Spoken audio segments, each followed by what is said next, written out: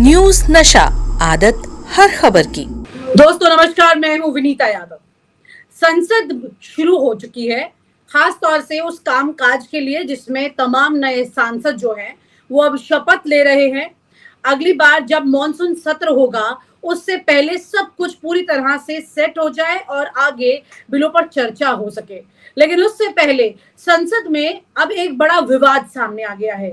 ये वो विवाद है जो कि आने वाले अगले कई साल तक जब संसद चलेगी उस वक्त में जो कार्रवाई वहां होगी उसको सुनिश्चित करे कि सही से हो रही है या नहीं।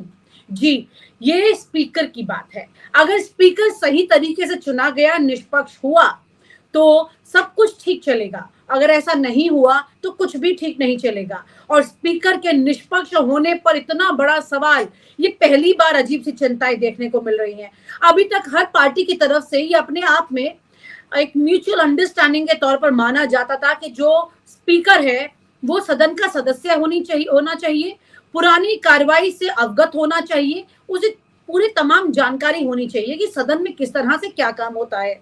भाषाओं को लेकर के भी हर तरह की चीजों की जानकारी उन्हें होनी चाहिए। जो सिस्टम है, जो प्रोटोकॉल है, जो पार्लियामेंट के तमाम लोग वहां जो काम करते हैं वो सब लोग भी उनकी पूरा उन्हीं के दिशा निर्देश पर काम करते हैं। तो ऐसे में स्पीकर की बुद्धि यहाँ पर बहुत ज्यादा जरूरी है, उसकी नीयत यहाँ पर बहुत ज्यादा जरूरी है। अगर स्पीकर की नीयत निष्पक्ष है तो फिर सारी पार्टियों के लिए अपनी बात सामने रखना और अपनी अपनी कॉन्स्टिट्यूएंसी के बारे में बोलना या बिलों पर चर्चा करना, सही और गलत के हिसाब से मामले को जगह देना, समय देना। कई बार शून्यकाल में जिस तरह से तमाम सांसद जब बोलते हैं, कई बार जिस तरह से कुछ बड़े पुराने सांसदों को अलग से मौका दिया जाता है, समय बोलने के लिए दिया जाता है, कभी समय कम कर दिया जाता है। जैसे कि आपने स्पीकर मीरा कुमार को देखा था, स्पीकर सुमित्रा महाजन को आपने देखा था। इस तरह से तमाम तरह के चेहरे जो कि हमेशा एक अलग तरह से सवाल जिन पर कभी उठे भी, कहीं नहीं भी उठे। लेकिन पिछली बार की इस सदन में पिछले इन 10 सालों में, खास तौर से पिछले और 5 सालों की अगर आप बात करें जिसमें अहम बिलों पर चर्चा हुई, उन्हें पास भी किया गया, लेकिन उस पर विपक्ष लगातार ये रोता पीटता रहा कि भाई ये जो आपने किया है ये गलत किया है। उसकी बात किसी ने नहीं सुनी, विपक्ष क्योंकि कमजोर था। लेकिन इस बार आंकड़े बराबर के सामने आ गए हैं। जिस तरह से ये आंकड़े सामने बराबर के हैं उसमें आज की तारीख में विपक्ष ने भी ऐसा दांव खेल दिया है जो आपने सोचा नहीं होगा। विपक्ष ने भी डिप्टी स्पीकर की बात यहाँ पर कर दी है। स्पीकर जो कि चुना जाएगा जिसमें ज्यादा नंबर होंगे उसके हिसाब से, तो यानी कि जो अभी भी ज्यादा नंबर हैं वो बीजेपी एनडीए के पास हैं। अगर उसके मुताबिक कोई स्पीकर चुना जाता है, लेकिन विपक्ष यहाँ पर उससे सहमत नहीं है, तो वो अपनी मांग रख रहा है कि हमें अब उपाध्यक्ष चाहिए। इसमें सिर्फ अध्यक्ष से काम नहीं चलेगा, उपाध्यक्ष भी चाहिए। उपाध्यक्ष में उन्होंने कई निशाने कई तीर इस वक्त बना दिए, हिसाब किताब एक तीर से कई निशाने, सॉरी से ऐसे कहा जाएगा कि देश के संसदीय इतिहास में पहली बार लोकसभा में स्पीकर पद के लिए चुनाव होने जा रहा है। एनडीए ने लोकसभा स्पीकर के लिए ओम बिरला को प्रत्याशी बनाया है, जबकि इंडिया के सुरेश को अपना प्रत्याशी बनाया है। इंडिया ने के सुरेश लगातार 8वीं बार चुनाव जीतकर संसद पहुंचे हैं। इससे पहले कहा जा रहा था कि इंडिया और एनडीए के बीच स्पीकर और डिप्टी स्पीकर के पद को लेकर आम सहमति बन गई है। इस बीच संसद में आज राहुल गांधी और अखिलेश यादव समेत 281 सांसद बतौर सदस्य शपथ लेंगे। ऐसे में आइए जानते हैं कि कौन है के सुरेश। के सुरेश जिनको कांग्रेस ने लोकसभा स्पीकर के लिए प्रत्याशी बनाया। के सुरेश दरअसल एक दलित चेहरा भी हैं। यहाँ पर एक बड़ा दाव यहाँ पर खेल रहा है इंडिया गठबंधन, क्योंकि जिस तरह से उन्होंने लगातार संविधान की बात की है और खास तौर से सवर्ण जाति को अपने से छिटक करके रखा भी, लेकिन ऐसे में यहाँ पर जो दाव वो खेल रहे हैं उसे समझिए। लोकसभा स्पीकर के लिए बुधवार को 11 बजे मतदान होगा। हालांकि एनडीए प्रत्याशी ओम बिरला की जीत तय मानी जा रही है। जैसा मैंने कहा कि नंबर अभी भी उनके पास ठीक ठाक है और इंडिया ने 8 बार के सांसद के सुरेश को प्रत्याशी बनाया। के सुरेश केरल में कांग्रेस के बड़े दलित चेहरे हैं। उन्होंने केरल के मावलिकारा सीट से 8वीं बार जीत दर्ज की है। इससे पहले उन्हें 3 बार इस सीट से और 4 बार अदूर निर्वाचन क्षेत्र से चुना गया। बता दें कि के सुरेश पहली बार 1989 में लोकसभा के लिए चुने गए और 2009 में मामलिकारा सीट पर लगातार जीत दर्ज कर चुके हैं। 2009 में वो मनमोहन सरकार में केंद्रीय मंत्री भी रह चुके हैं और इस चुनाव में के सुरेश ने सीपीआईएम प्रत्याशी अरुण कुमार को 10,000 मतों से हराया था। इसके पहले उन्हें प्रोटेम स्पीकर बनाने की भी बात की जा रही थी क्योंकि वो 18वीं लोकसभा में सबसे अनुभवी सांसद हैं। जी, ये भी एक बहुत अहम पक्ष होता है इसमें। ऐसे में अब सबसे अनुभवी और दलित चेहरे को आधार बनाकर कांग्रेस ने उन्हें स्पीकर पद के लिए मैदान में उतार दिया है। दलित चेहरे को स्पीकर नहीं बनाना, यहाँ पर एनडीए पर सवाल उठ जाएंगे, लोगों में एक संदेश जाएगा। हालांकि पता है कि स्पीकर पद के लिए लगभग ओम बिरला जो है वो तय माने जा रहे हैं, लेकिन ये जो दाव है ये राजनीतिक दाव है इंडिया गठबंधन का। उनके इस दाव से ये तय माना जा रहा है कि यहाँ पर एक बार फिर से दलित चेहरे को सामने लाकर, भले ही यहाँ पर अगर बात करें बीजेपी की तो उन्होंने भी इस तरह से तमाम कार्ड खेले हैं इतिहास में, लेकिन उनके कार्ड पर इस बार ये ज्यादा भारी इसलिए पड़ने वाला है क्योंकि इस बार हवा कुछ और है। ये हवा कुछ इस तरह की है जो कि बहुत कुछ बदलने वाली है इन परिस्थितियों को। यहाँ पर एक बड़ा सवाल ये भी निकल के आ रहा है कि किस तरह से अगर इन्होंने इस वक्त में के सुरेश का नाम दे दिया है, जो दलित चेहरे हैं, सबसे अनुभवी हैं, बिल्कुल नॉन कॉन्ट्रोवर्शियल हैं, और अगर उनको नहीं चुना जाता है तो यहाँ पर एक अलग तरह से तस्वीर जो है गठबंधन लोगों के सामने ले जाएगा और बताएगा कि देखिए कैसे इन्होंने एक दलित चेहरे को स्पीकर पद पर नहीं आने दिया है। और वहीं पर दूसरी तरफ क्योंकि ये लगातार जो अगले जितने भी वक्त में जो कार्रवाई चलती रहेगी सदन की, उसमें वो हमेशा विपक्ष इस बात को लेकर हावी रहेगा, सवाल उठाता रहेगा कि हमने कहा था, इन्होंने ये नहीं किया, और देखिए अब इनका स्पीकर है, इनकी मर्जी से चल रहा है, पक्षपाती स्पीकर है। इस तरह से करके आपको हर सदन में लगभग हर चर्चा पर शोर शराबा ही देखने को मिलने वाला है, ये तय है। क्योंकि आप ये मानकर चलिए कि अगर कोई भी स्पीकर ऐसा व्यक्ति बनाया जाता है जो कि निष्पक्ष होता है, जो कि इस बार तस्वीर में दिखाई नहीं दे रहा है। अभी तक नरेंद्र मोदी ने लगभग हर चीज में, बावजूद इसके कि उनके वोट बहुत बुरी तरह से इस बार गिरे हैं, उनके कई मंत्री गिरे हैं, उनके खुद के वोट मार्जिन बड़े कम हो गए हैं, बावजूद इसके वो अपनी मनमानी करने से पीछे नहीं हट रहे हैं। उन्होंने अभी भी मंत्रालय अपनी मर्जी से बांटे हैं, अपने अलायंस को अपनी मर्जी से चलाया है, आरएसएस के मुताबिक भी काम नहीं किया है। अब विपक्ष की एक डिमांड है, जो कि सिर्फ एक ही डिमांड है कि निष्पक्ष स्पीकर हो, और निष्पक्ष स्पीकर नहीं होकर वो अपनी मर्जी का स्पीकर एक बार फिर से सामने लाकर रखते हैं, तो आप ये मानकर चलिए कि यहाँ पर बहुत ज्यादा हंगामा होने वाला है। क्योंकि अब विपक्ष की आवाज बहुत तेज है, उसकी गूंज देश के 140 करोड़ लोगों तक पहुंचनी मुश्किल नहीं है, बल्कि बहुत आसान है, क्योंकि उन्हीं लोगों में से काफी लोगों ने इन्हें इस बार वोट दिया है, और ये असर इस बार इस संसद में दिखाई देने वाला है।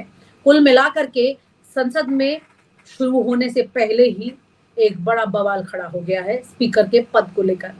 भले ही ओम बिरला चुने जाए, लेकिन मोरली उन्हें विपक्ष स्वीकार नहीं करने वाला है, और वो विपक्ष के साथ अगर पक्षपाती दिखाई दिए तो आगे की कार्रवाई में इसका असर पूरा दिखाई देने वाला है।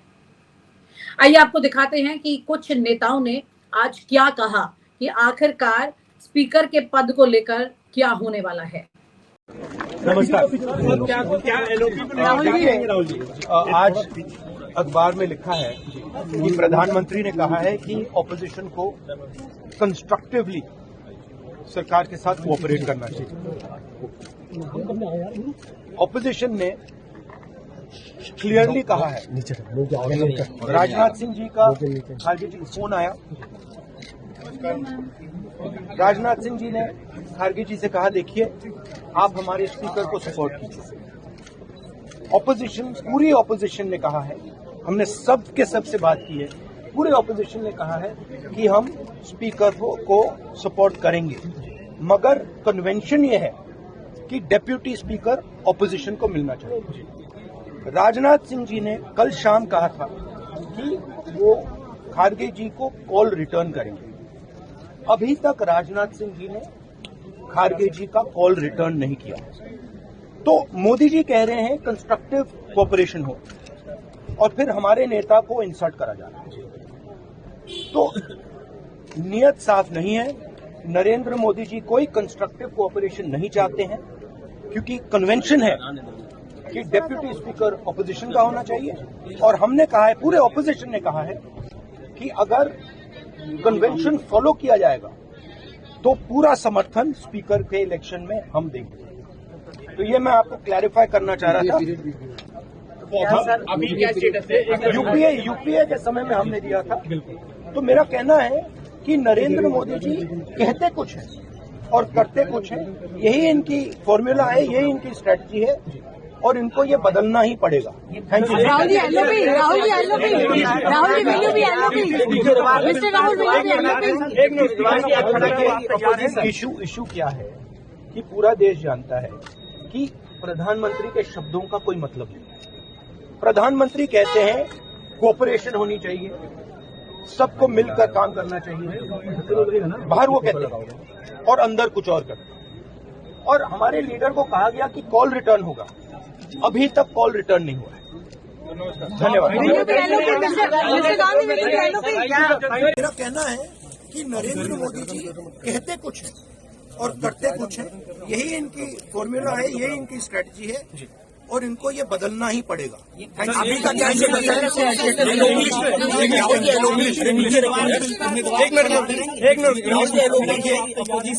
इशू क्या है कि पूरा देश जानता है कि प्रधानमंत्री के शब्दों का कोई मतलब नहीं। प्रधानमंत्री कहते हैं कोऑपरेशन होनी चाहिए, सबको मिलकर काम करना चाहिए, बाहर वो कहते हैं और अंदर कुछ और करते हैं। और हमारे लीडर को कहा गया कि कॉल रिटर्न होगा, अभी तक कॉल रिटर्न नहीं हुआ है। तो आप लोग सपोर्ट करेंगे नहीं? राहुल जी सपोर्ट करेंगे नहीं? तो है ही है, वो सही बात ही तो कहा। हमारे पार्टी लीडर्स ने कहा, वो सही बात कहा। आज भी हमारे सुरेश जी को होना चाहिए था प्रोटेम स्पीकर, तो वो तो नहीं थे आज। ठीक है, तो बहुत चीजें हो रही हैं, अभी आपको पता चलती जाएंगी। आप लोग के स्पीकर जो नाम दिया गया था सरकार की तरफ से, वो आप शपथ भी नहीं लिया आज। कौन? आप लोग के जो स्पीकर को असिस्ट करने के लिए जो नाम आए थे के सुरेश और दूसरे उनका। हाँ, तो उनको जब बैठना तो उनको चाहिए था, जब उनका नाम ही नहीं है।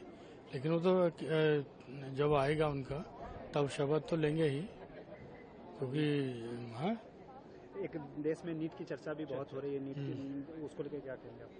नहीं, नीट का मेरे हिसाब से तो कैंसिल होना चाहिए, तो उसमें बहुत चीज़ें हैं। अब कुछ स्टूडेंट जो हैं जिन्होंने क्लियर किया वो उनकी भी बात है, लेकिन जिन्होंने जो समझते हैं कि हेरा फेरी हुई है उनकी भी बात है। इसके ऊपर कुछ गवर्नमेंट को सॉलिड कुछ डिसीजन लेना चाहिए। ये बार बार जो लीक पेपर हो रहे हैं, ये फेलियर ऑफ मतलब गवर्नमेंट है। किशोरीलाल जी, प्रधानमंत्री जी ने आज एक बात कही अपने संबोधन में, जब प्रधानमंत्री पार्लियामेंट आ रहे थे उस समय संबोधन में उन्होंने एक बात कही कि कल 25 तारीख है, बहुत महत्वपूर्ण दिन है, 50 साल हो रहे हैं इमरजेंसी की। नहीं तो ये तो 10 साल तो घोषित है, इमरजेंसी चल रही है, उसके बारे में क्या कहोगे? ठीक है। श्री वेणुगोपाल जी और TR बालू साहब आए थे और माननीय रक्षा मंत्री जी से चर्चा उन्होंने की। माननीय रक्षा मंत्री जी ने उन्हें अब NDA की तरफ से जो स्पीकर के लोकसभा के अध्यक्ष के उम्मीदवार हैं उनका नाम बताया और उन्होंने समर्थन मांगा। कांग्रेस पार्टी वेणुगोपाल साहब का कहना था कि आप उपाध्यक्ष का पद अभी आप इसी समय उसको स्वीकार करें। माननीय रक्षा मंत्री जी ने उनको कहा कि जब उपाध्यक्ष का चुनाव होगा तो हम निश्चित तौर पर हम सभी लोग बैठ के बात करके उपाध्यक्ष तय करेंगे। लेकिन वो शर्त पर अड़े रहे और शर्तों के आधार पर वो लोकतंत्र चलाना चाहते हैं, दबाव की राजनीति करना चाहते हैं। तो ये लोकतंत्र में नहीं चलता, दबाव की राजनीति। अगर समर्थन है और जब रक्षा मंत्री जी ने उनसे ये वादा किया कि हम लोग सब लोग बैठेंगे, वहाँ गृह मंत्री जी भी थे, भारतीय जनता पार्टी के अध्यक्ष माननीय नड्डा साहब भी थे, सब लोगों की उपस्थिति में हम सब लोगों के उपस्थिति में माननीय रक्षा मंत्री जी ने कहा कि जब उपाध्यक्ष का चुनाव होगा हम निश्चित तौर पर बात करके करेंगे। लोकतंत्र में आखिर होता क्या? लोकतंत्र में बातचीत से रास्ता निकलता। अब ये सब सामने आ जाएंगी, सब चीजें सामने आ जाएंगी, सब सामने आ रही है अभी चीजें, अभी सब सामने आ रही चीजें। जो विपक्ष की मांग यही थी कि उपाध्यक्ष विपक्ष का हो,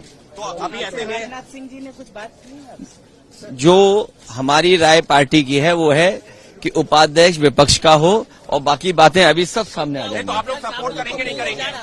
अभी सामने आपको दिखाई देगा, इसी सीढ़ियों के बाद सदन है। और आप हमसे जुड़े रहने के लिए सब्सक्राइब करें YouTube पर, फॉलो करें ट्विटर पर और लाइक करें Facebook पर और ज्यादा जानकारी